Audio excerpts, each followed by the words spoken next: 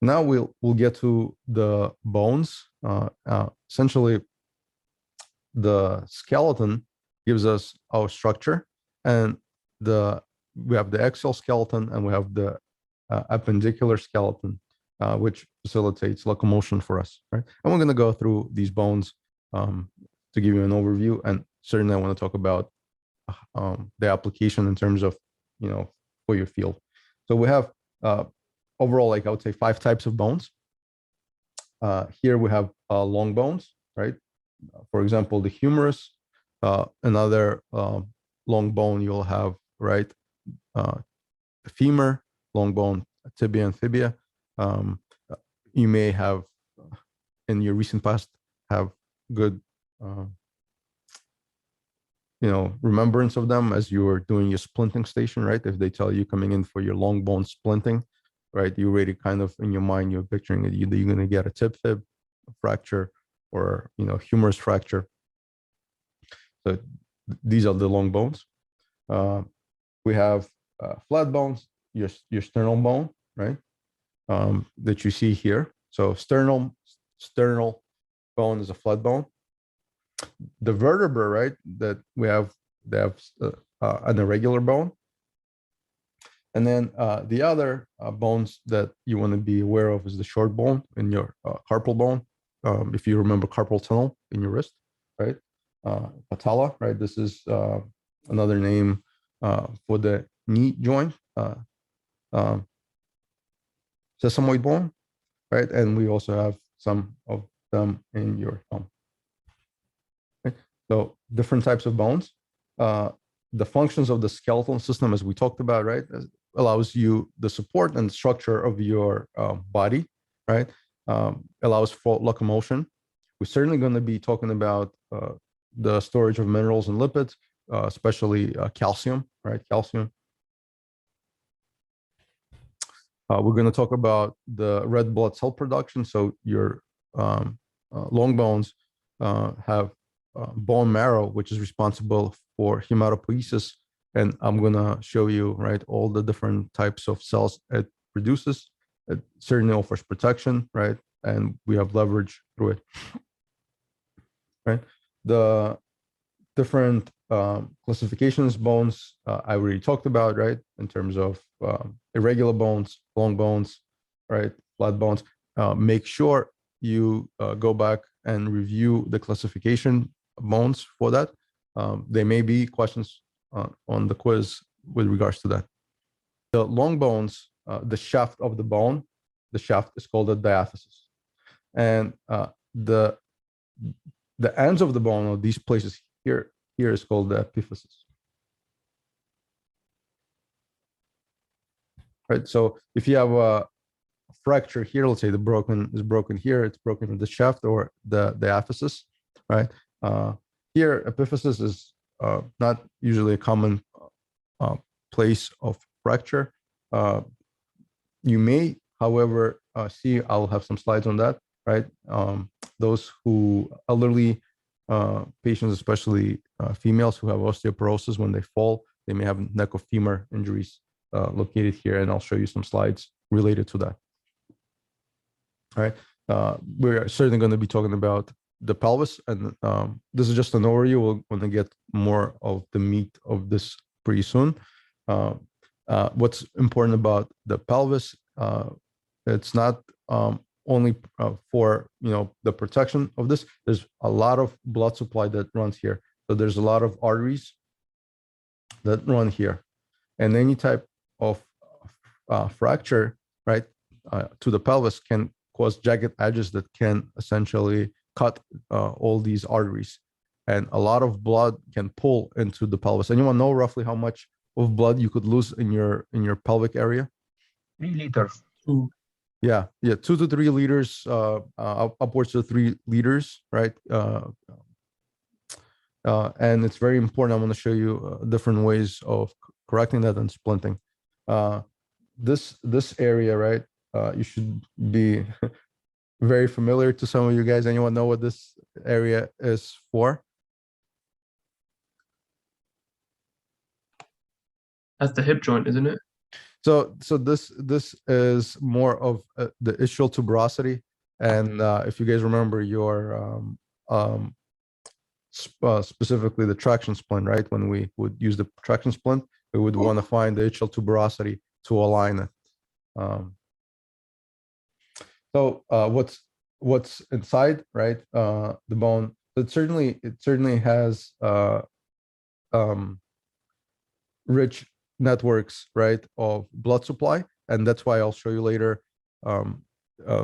One of the sites of IO cannulation would be at the proximal ends of these bones. But here, just to give you another overview, right, we talked about the diaphysis, right, is the shaft.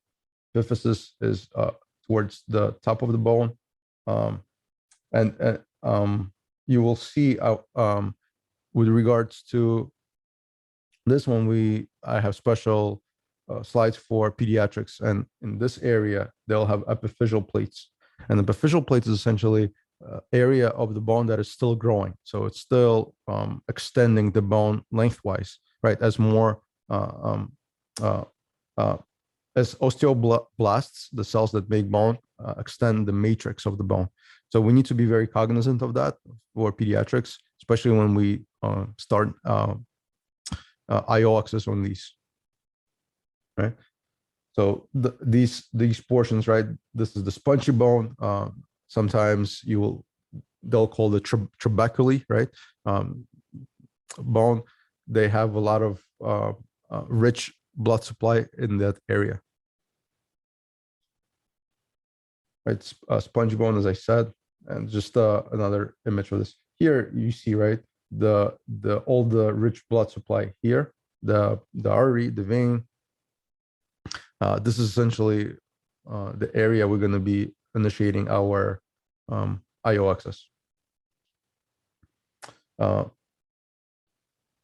Right. So as I said, and these areas also are heavy in the bone marrow, right? And the bone marrow is essentially a place where we make different cells, right? Different blood cells, I would say. So in the bone marrow, we have what's known as hematopoietic stem cells. So stem cells is a cell, a stem cell, if you have heard, it has an ability to differentiate, means it could form other cells. So it could divide, right, and form other cells. So if you take a stem cell, right, it can further delineate to other cells. So we have two subdivisions from here, and let's do the one at the bottom. So we have myeloid progenitor cells, and the myeloid progenitor cells can further subdivide into neutrophils, mast cells, eosinophils, basophils, monocytes, platelets, and erythrocytes. So what are all of these? So neutrophils is a type of white blood cell, and it's like the first line of defense, right? When you have a pathogen that actually gets through the skin, comes inside your blood, right? Neutrophils would be the first white cells to come and attack. Mast cells, you may have heard, when we have especially allergic reactions, right? Histamine comes in to the receptors, and mast cells degranulate, and you will have all these effects, right? Of essentially erythema. You will have the effects of sneezing, coughing, right? And mast cells are responsible for that. Eosinophils and basophils. So these cells, they are particular when they fight, let's say, any type of like ringworm infections that you may get. Monocytes.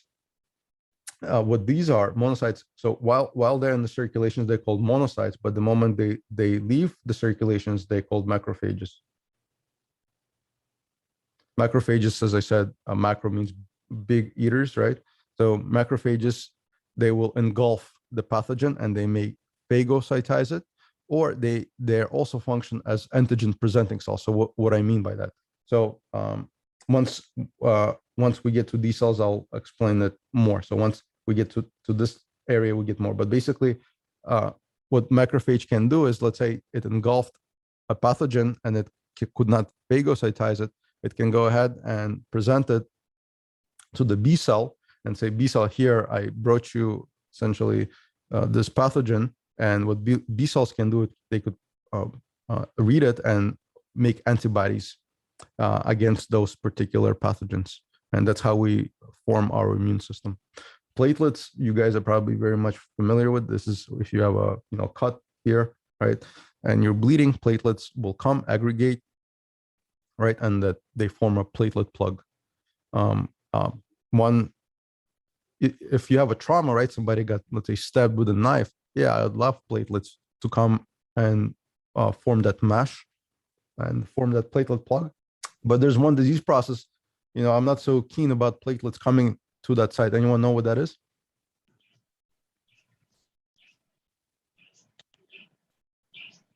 What you asking exactly, Nick? Yeah. So in trauma, right? Let's say in trauma, right? I got a stabbing. Somebody cut me with a knife, right here. I'm bleeding. Platelets come, they plug up the hole, right? But and that's good. I like that. But in some disease processes, right, platelets come and they plug up the hole where I may not want that to happen. Anyone can tell me of those? It's like a plaque, when yeah. Is that what you're talking about? Like a blood vessel? Right. So what's the problem there? Forms a blockage. Forms a block. What disease process and what's the problem? Cholesterol will be attracted to it. Well, but okay, so let me give you a little hint. We give a medication called aspirin, right? For what condition do we give it? Chest pain. For what? Chest pain. Chest pain, right? So if let's for the argument's sake, we're gonna say this is your coronary artery, right? This thing, and you have plaque, and plaque ruptures, and then platelets rush to that site and they start plugging up that hole on your coronary arteries. And if all these platelets are coming in and they coming here, do you think the blood flow coming this way is good or bad? So can it perfuse going this way if I have a lot of plaque formation? A lot of platelet formation here. No. So the problem arises from the standpoint is that in let's say a myocardial infarction, right? The platelet plug, which makes sense, right? From the standpoint, you plaque ruptured and you're bleeding out, you want to plug up the hole. The problem is distally you cannot have the blood flowing. So that's why we give medication, right, called aspirin. It's a thromboxane A2 inhibitor. It essentially stops platelets from aggregating. And by doing so, right, less platelets will be coming there and hopefully more blood will perfuse distally. By the way, aspirin is the only drug that reduces mortality to a heart attack by 25%. So if you suspect someone is having chest pain secondary to a heart attack, you definitely want to give aspirin if they're not allergic to that, right? So platelets are good in some cases like trauma, right, when you want the platelet plug formation. But in cases like, let's say, a CVA, right, a stroke, or a heart attack, right, where the plaque ruptures and those platelets are rushing to plug up the hole, they may not be so good because you'll have diminished distal flow of blood, and that distal tissue will suffer from ischemia, right? Next thing the myeloid progenitor cells make, they make erythrocytes. What are erythrocytes? Red blood cells. Red blood cells, right? And what is predominantly their bags of? Inside erythrocytes. What are erythrocytes composed of? Hemoglobin? Hemoglobin, excellent, right? So erythrocytes are predominantly bags of hemoglobin, and we said hemoglobin is the molecule, right, that transports oxygen. It also transports CO2, right, to the tissues. And hemoglobin is essentially found in erythrocytes, the red blood cells, right? This is just a side note. Pretty much all your tissues in the body, right, have mitochondria, but erythrocytes do not, and so they cannot do oxidative phosphorylation. They can only do glycolysis, right? And because of that, erythrocytes also do not have a nucleus right, where they make, you know, all the genes. So erythrocytes do not have that. This is just something to keep in mind. And then here we have the lymphoid cells. We have the T cells. T cells they're circulating in your circulation, and they're essentially looking for the pathogen. Pathogen binds to them, and they can destroy it. B cells, what they're for is they will wait until monocyte or macrophage brings them, right, the pathogen, and then they make antibodies against that particular pathogen. And natural killer cells, usually they are found in your circulation, and they're there for prevention of things like tumors, right? They will circulate and see if something abnormal growth is taking place. So natural killer cells will try to terminate that abnormal growth, maybe a tumor formation, right? So where all of these are made, they're made in they're made in the bone marrow, right? So, and this is from the stem cells, specifically the hematopoietic stem cells, which further subdivide and form all these cells, right? Here, some of the pictures I want to show. So that this is the medullary canal or the cavity, right, which is found in the shaft of the bone, right? And this is, again, this was your diaphysis portion. Osteoblasts are the functional cells, right, which proliferate and form bone. And this is just how they look. And you see, right, the blood supply to the bones. So bones have a lot of blood supply, and that's very important for us, especially, right, when I'm going to talk about, right, starting IO access, intraosseous access, so that the drugs flow and they get systemic into the circulation. So here, this is what I was referring to, especially for the pediatrics, right? This is called the epiphyseal plate, or the line. So this is an X-ray, right? And we see the epiphyseal line, and this is the line that we need to be very careful of. Why? Because this is where the bone growth is still occurring, right, for the kids. And here, right, you'll see the development, right, of a 10-week fetus, and then we have 16-week fetus, and you see the bones are becoming more prominent, right, as the fetus grows. But then essentially the fetus will be born, right, and those plates will continue to be, right, the epiphyseal plates, which are found here at the distal ends of the bone. They keep continuing to proliferating and making more and more bone, so that the child grows, right? The composition of the bone we see here, right? So all of these. Well, let me ask you this: what are all these? Perhaps you had a vitamin supplement, right? What are these?